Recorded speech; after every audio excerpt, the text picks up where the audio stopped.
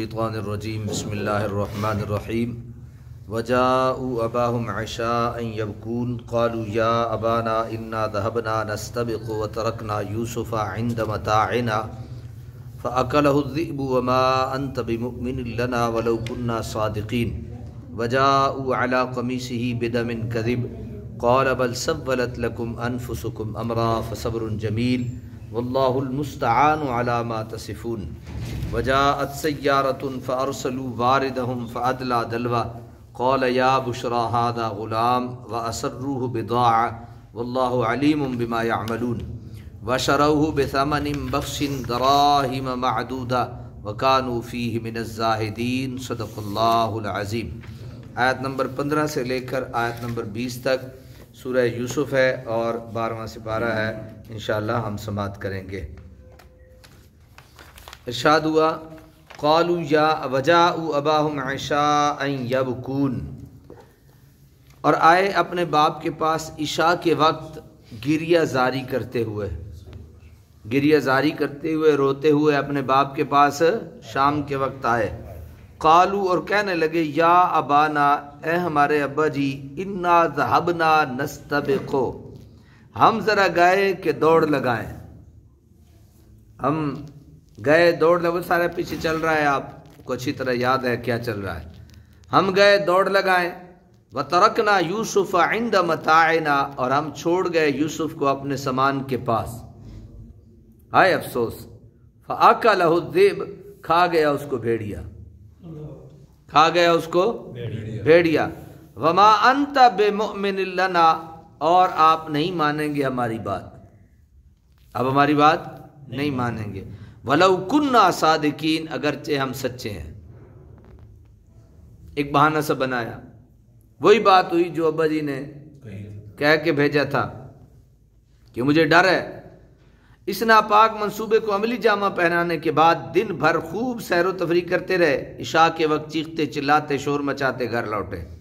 حضرت یعقوب تو پہلے ہی اتنی تاخیر پر مضطرب ہوں گے، جب انہوں نے یہ شور و فغاں سنا ہوگا تو بے چین ہو گئے ہوں گے، پوچھا ہوگا کہ کیا ہوا، کیوں رو رہے ہو، مجھے یوسف نظر نہیں آ رہا، وہ کہاں ہے؟ تو انہوں نے انتہائی فریب کاری سے یہ جواب دیا، کیا کہ ہم یہ کر رہے تھے تو یہ ہو گیا۔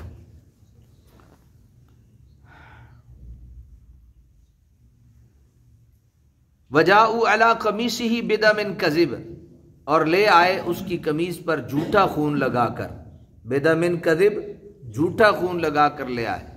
قال بل سولت لکم انفسکم امرا، آپ نے فرمایا غلط کہتے ہو، یوں نہیں بلکہ آراستہ کر دکھایا تمہیں تمہارے نفسوں نے اس سنگین جرم کو۔ یہ جو تم نے جرم کیا ہے یہ تمہارے نفسوں کی کارستانی ہے۔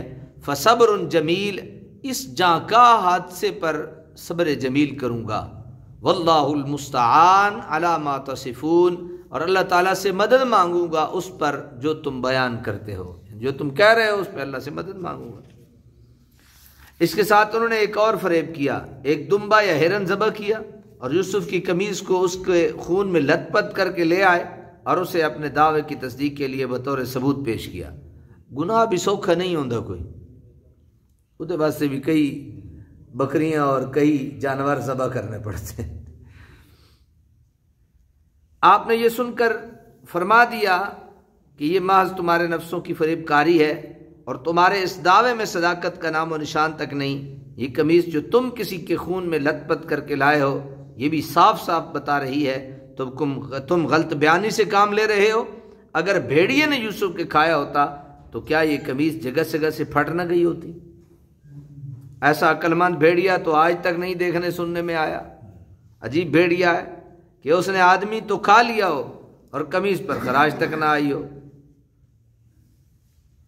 وجاءت سیارۃ فارسلوا واردہم فادلی دلوی، اور تھوڑی دیر بعد ایک قافلہ آیا تو اہل قافلہ نے پانی لانے کے لیے اپنا ڈول بھیجا، اور انہوں نے یعنی آبکش بھیجا پانی لانے کے لیے، جو پانی والا بھیجا اور اس نے لٹکایا اپنا ڈول۔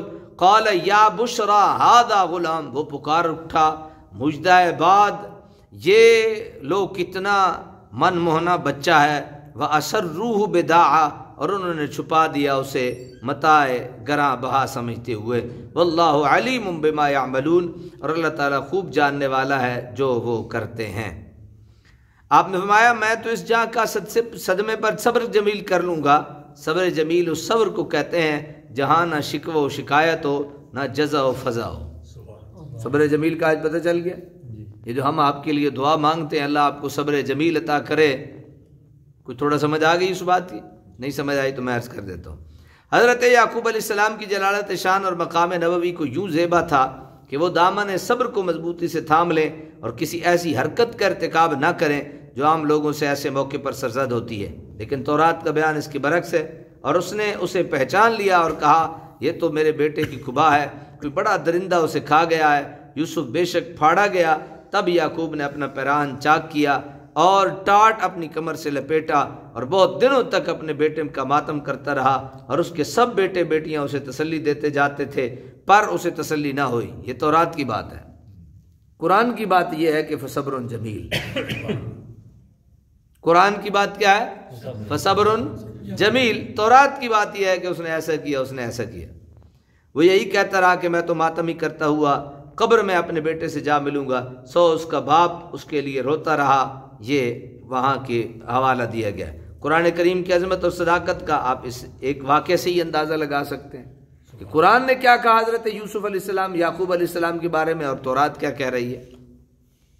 امام فخر الدین رازی لکھتے ہیں نے یہاں ایک نفیس بحث لکھی ہے، فرماتے ہیں کہ جب حضرت یعقوب کو ان کی غلط بیانی کا یقین ہو گیا تھا تو کیوں نہ یوسف کی جستجو میں نکلے اور کیوں آتش فراق میں برسوں جلتے رہے۔ اس کا جواب دیتے ہیں کہ اس امر کا تو واقعی یقین تھا کہ یوسف زندہ ہے، لیکن اس کے باوجود آپ خاموش ہو کر بیٹھے رہنے کی وجہ یہی ہو سکتی ہے کہ اللہ تعالیٰ نے آپ کو تلاش کرنے سے منع فرما دیا ہو تاکہ ان کے صبر و استقامت کا اچھی طرح امتحان ہو جائے، اور یا اس لیے کہ آپ کو یقین تھا کہ اللہ تعالیٰ یوسف کی خود حفاظت کرے گا اور وہ خود ہی اس کا نگراں ہے، اور جس شاندار مستقبل کے متعلق پہلے ہی بتا دیا گیا وہ ظاہر ہو کر رہے گا، اور آپ کے اس یقین پہ قربان جائیں کہ اللہ تبارک و تعالیٰ نے آپ کو اتنا اعلیٰ یقین کے عہدے پہ فائز کر رکھا تھا۔ اور آگے فرمایا نا وجاءت سیارۃ فارسلوا واردہم، تھوڑی دیر بعد ایک قافلہ آیا، ایک قافلہ شام سے مصر جا رہا تھا، ان کا گزر اس کنویں کے قریب سے ہوا اور یہ واقعہ پیش آیا۔ سیارہ سیار کی مؤنث ہے، اس کا معنی قافلہ ہے، یعنی وہ قوم جو سفر کر رہی ہو۔ ادلا دلوا ہے نا، ادلا کا معنی ڈول کو کنویں سے نکالنا، اور دلا کا معنی ڈول کا کنویں میں لٹکانا۔ وارد اس شخص کو کہا جاتا ہے جو کنویں یا چشمے وغیرہ پر جا کر قافلے کے لیے پانی کا انتظام کرتا ہے۔ یا بشرا، یہ لفظ غایت تعجب و سرور کو ظاہر کرتا ہے۔ جب اس آبکش نے ڈول باہر نکالا اور اس میں ایک چاند کو شرما دینے والا حسین بچہ دیکھا تو فرت مسرت سے بے قابو ہو گیا اور پکار اٹھا یا بشرا، اے خوشخبری۔ وشروہ بثمن بخس، اور انہوں نے بیچ ڈالا یوسف کو حقیر سی قیمت پر چند درہموں کے عوض، بخس دراہم معدودہ، چند تھوڑے سے دراہم کے عوض، وکانوا فیہ من الزاہدین، اور وہ پہلے ہی اس میں کوئی دلچسپی نہیں رکھتے تھے۔ جب تیسرے دن یوسف کے بھائی خبر لینے آئے تو ان کو کنویں میں نہ پایا، لیکن وہاں ایک قافلہ کے فروکش ہونے کے نشان موجود تھے۔